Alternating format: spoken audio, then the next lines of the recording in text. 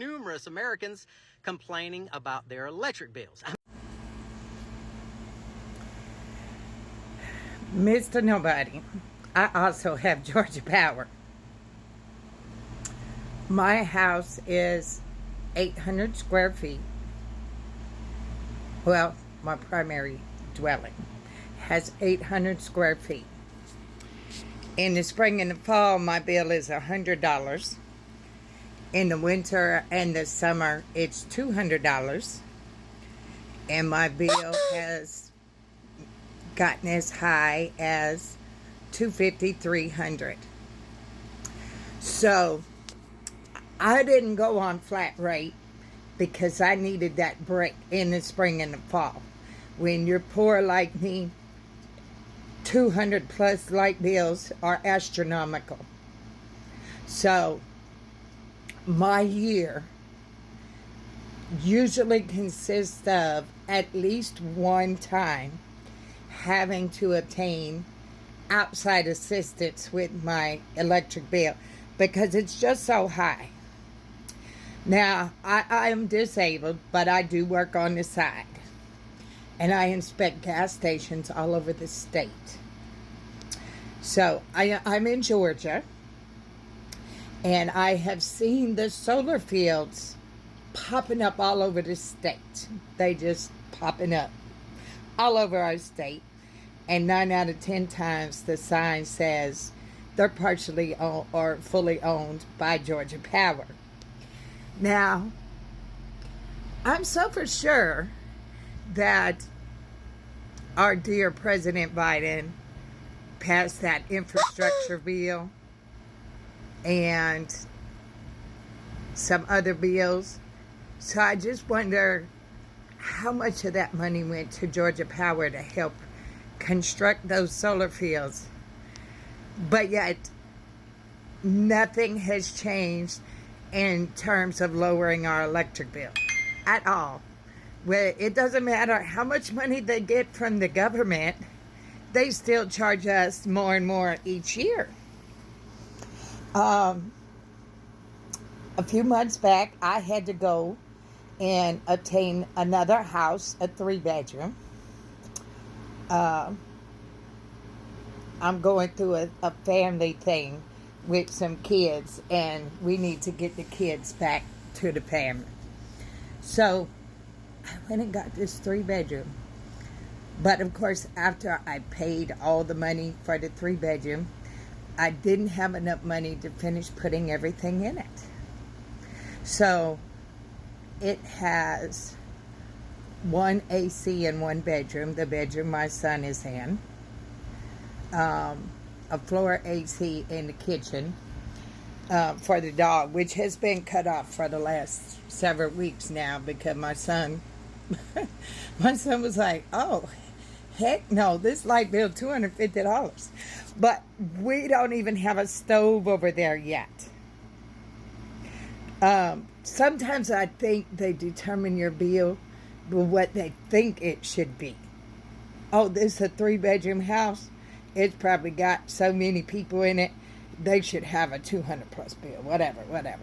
I honestly, I look at everything and I remember the Sherman antitrust law that broke up AT&T, the bail, and made the baby bails, but they conveniently forgot. They forgot to mention electric companies, power companies, and water companies. And they charge us for things that belong to them that don't pertain to us. We have to charge you for this. Like construction of something, the power plant. And I'm like, why do I have to pay for your power plant? I don't own it.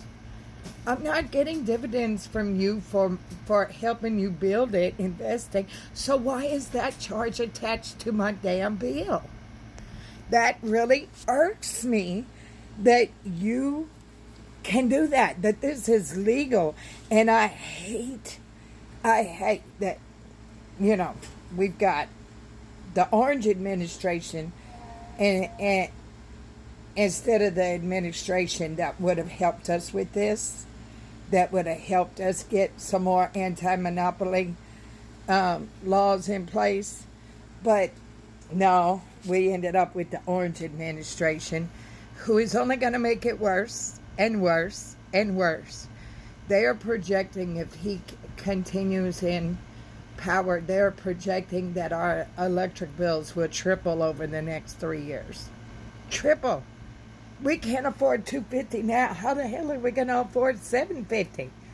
And the strain this puts on ministries and churches and agencies, because we know it cut all the funding to energy assistance, HEP. He cut the funding to that.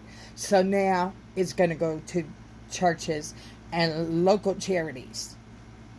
But the bill is astronomical. So basically, we have become a third world country ran by guerrillas. They're trying to force us into severe poverty where we can't even afford our lights. And if everything played out to their, if we didn't keep up the protest and up the fighting, we would be living in squalor with no electricity because we can't afford it. It's $750 to $1,000 a month. Most people can't afford that.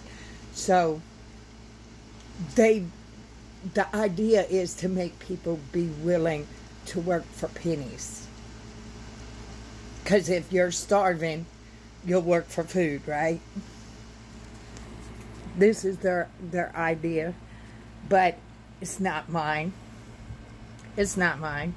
And the water company is just as bad. I'm in Central Georgia, in Macon. And the water company here charges stormwater. What does stormwater have to do with me?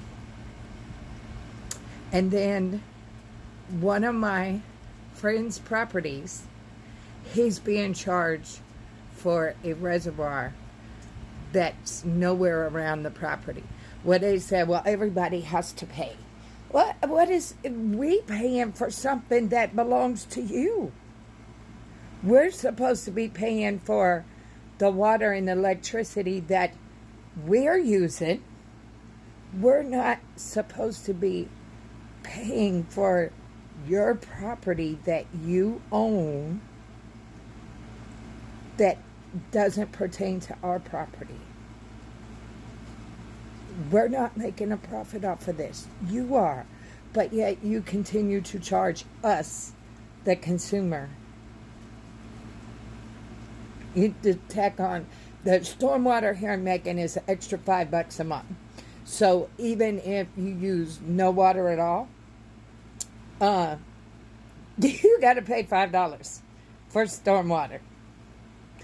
My rental property, when I cut the water off at the meter and stopped using it because we weren't working on it, my bill was $20 a month just to have the service on, just to have it on with zero usage, zero consumption, $20 a month. Those are their baseline fees that they add to your bill. Yes. Fact, not fiction. Anyway, I just wanted to throw in my 2 cents. Have a wonderful day. Try not to think about the orange team that's tearing us apart, tearing us down. Try not to think about it. Focus on something good if you can.